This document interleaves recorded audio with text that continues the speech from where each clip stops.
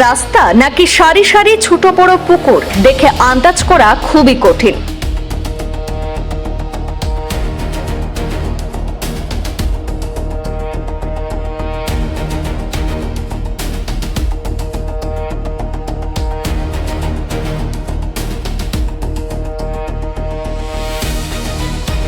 শিলচর কালান সড়কের বিভিন্ন স্থানে গর্তের মিছিল, আর তাতে বৃষ্টির জল জমে পুকুর সম আকার নিয়েছে সড়কের গর্তগুলো।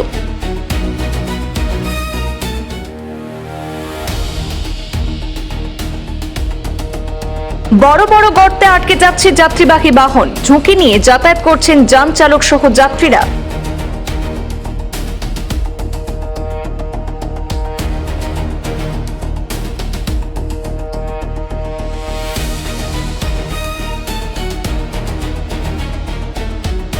বরাক উপত্যকার দুজন মন্ত্রী থাকা সত্ত্বেও গুরুত্বপূর্ণ শিলচর কালান সড়কের গুরুতর অবস্থা নিয়ে প্রশ্ন তুলছেন যুব কংগ্রেস সহ সাধারণ মানুষরা।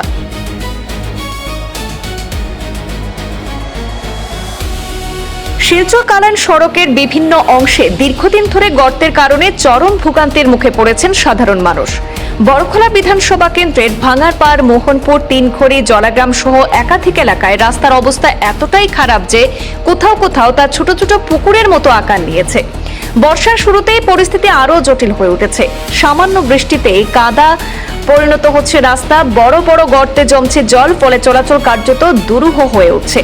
সবচেয়ে বেশি সমস্যায় পড়ছেন স্কুল কলেজের পড়ুয়ারা। প্রতিদিন সময় মতো শিক্ষা প্রতিষ্ঠানে পৌঁছানো তাদের জন্য বড় চ্যালেঞ্জ হয়ে দাঁড়িয়েছে। প্রতিদিন হাজার হাজার মানুষ এই সড়ক ব্যবহার করে অফিস, বাজার, হাসপাতাল সহ জরুরি কাজে যাতায়াত করেন, কিন্তু রাস্তার এমন বেহাল অবস্থার কারণে নির্ধারিত সময়ে গন্তব্যে পৌঁছানো প্রায় অসম্ভব হয়ে পড়ছে। এমনকি রোগী নিয়ে অ্যাম্বুলেন্স চলাচল করাও ঝুঁকিপূর্ণ হয়ে উঠছে, কেননা যে কোনো সময় বড় দুর্ঘটনার আশঙ্কা তৈরি করছে এরকম সড়ক।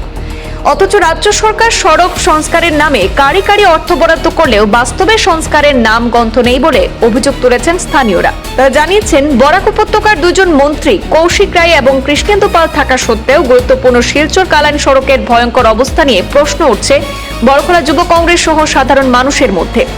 অবশেষে ক্ষুব্ধ জনগণ জানিয়েছেন, আগামী 1 মাসের মধ্যে শিলচর কালান সড়কের সংস্কারের কাজে হাত না দিলে আগামীতে সেখানে জেলা কংগ্রেস এবং সাধারণ জনগণকে নিয়ে গণতান্ত্রিক পদ্ধতিতে বৃহৎ আন্দোলন গড়ে তুলতে তারা বাধ্য হবেন। বরাকর দুইজন মন্ত্রী, আপনারা লজ্জাশরম থাকা উচিত আসলো। আপনারা কাপুরুষ, আমরা কইতে কইম কাপুরুষ। আপনারা বরাকবেলির 2-3 মন্ত্রী থাকা সত্ত্বেও এই শিলচর কালাইন রোডের যাতায়াতের যে ব্যবস্থা, এটার ব্যাপারে আপনারা কোনো নেন না। কিন্তু আপনারা সিন্ডিকেটর গাড়ি, আপনারা প্রতিদিন সিন্ডিকেটের ফাইন, পার্সেন্টেজ ফাইন, কিন্তু রাস্তার কথা আপনারা একটাবার চিন্তা করেন না। আমরা বারবার অনলাইন করে হুঙ্কার দিয়ার, যদি 1 মাসের ভিতরে রাস্তার কাজে হাত না দেন আমরা বৃহত্তরভাবে গণ আন্দোলন গড়ে তুলব। আমরা কিন্তু আর আমরা ভয় করি না। আমরা তোমাদের বিরুদ্ধে আমরা জনসাধারণের স্বার্থে প্রতিবাদ করতে সক্ষম থাকিব। বরাকবেলির যতটা রাস্তা আছে প্রত্যেকটা রাস্তা সিন্ডিকেটর গাড়ির রাস্তা নষ্ট করছে। বর্তমানে বিজেপি সরকার আসামে তথা ভারতবর্ষে ডবল ইঞ্জিনের সরকার চলছে। শিলচর কালাইন রোড নিয়ে বিগত কয়েক বছর থেকে আমরা হয়রানি শিকার হইয়ার পশ্চিম শিলচরের মানুষ। গতিকে আমরা গণতান্ত্রিকভাবে কয়েকবার আমরা প্রতিবাদ করেছি, কোনো ধরনের পজিটিভলি শুরু হওয়া পাইনি। গতিকে আমরা আগামী 1 মাসের মধ্যে বড়খলা সমষ্টি যুব কংগ্রেস তথা শিলচর জেলা যুব কংগ্রেস কমিটির ব্যবস্থাপনায় আমরা 1 মাসের ভিতরে গণতান্ত্রিক বৃহত্তর থেকে বৃহত্তর আন্দোলন গড়ে তোলার প্রস্তুতি নিব। যদি 1 মাসের ভিতরে রাস্তার কাজে হাত দেওয়া না হয়, শিলচর কালাইন রোড নিয়ে বিগত কয়েক বছর থেকে আমরা হয়রানি শিকার হইয়ার। যেমন ব্রিজের উপরে দিয়া সিন্ডিকেটের রাজ চলছে, আমরা যথেষ্ট প্রমাণ আছে, জনসাধারণ সহ সবাই দেখতে পারছেন মিডিয়ার মাধ্যমে, আর আমরা চকুর সামনেও দেখছি।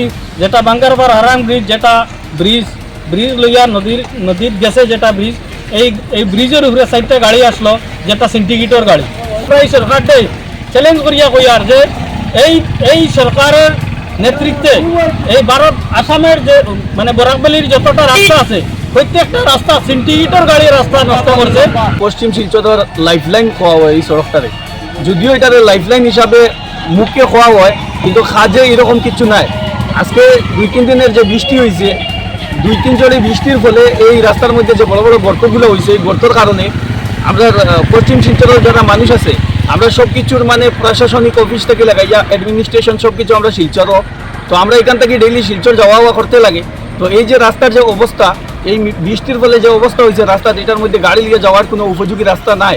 এখানেও আমরা কিছু সময় আগে দেখছি এখানে যতটুকু গাড়ি গেছে সব গাড়িও প্রায় অর্ধ অবস্থায় মানে জলের নিচে জল ডুবিয়া গেছে, জলমগ্ন অবস্থায় গেছে।